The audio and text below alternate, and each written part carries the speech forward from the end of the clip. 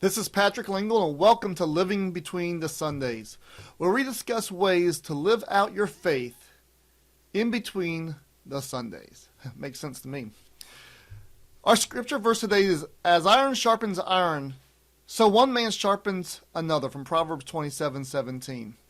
When I was in Boy Scouts growing up, I was constantly instructed about the importance of keeping my tools and my equipment in tip-top shape. This was especially true for my pocket knives. A sharp knife is always better and safer than a dull one.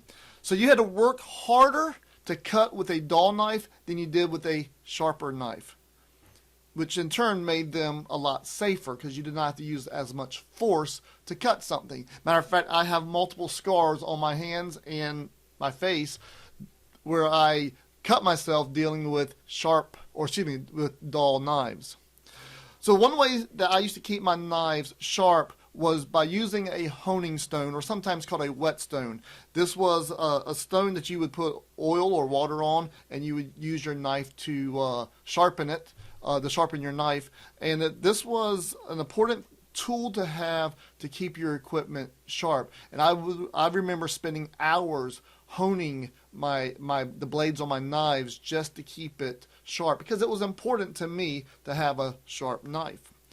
So not only is that important, but how much more important would having a sharp soul be?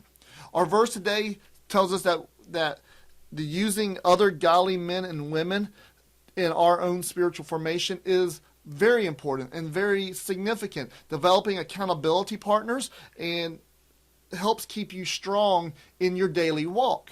Getting together with other individuals who are like-minded with you is a very valuable tool. So let me encourage you to find someone that can be a honing stone for you.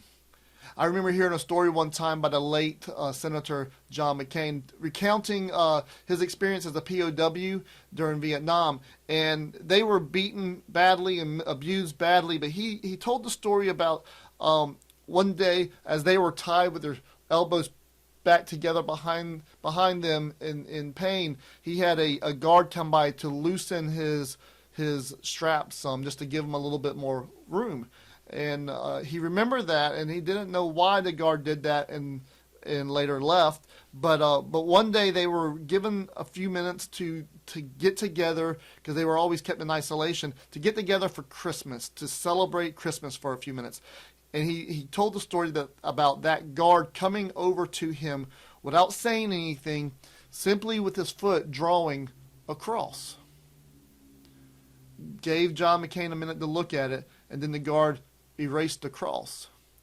And John McCain talked about how encouraging that was, because in that moment, though they were enemies on either side of the political and the barriers of war, at that moment, in silence, they were two believers worshiping together. And that element, he said, encouraged him to keep persevering even in the midst of the persecution, the abuse, the torture. So let me encourage you to spur on one another to good works, to encourage one another, to raise your bar of faith and bring other people along in the journey. I oftentimes hear people say, "My faith is very personal. I don't want to share it." Well, the reality is, yes, it's very personal, but God never intended us to live out our faith and grow and develop in our faith alone. We can be independent, but we should never be alone. And so you find someone, a couple people that you can surround yourself with in order to help encourage and lift you up, to be that honing stone for you as you live between the Sundays.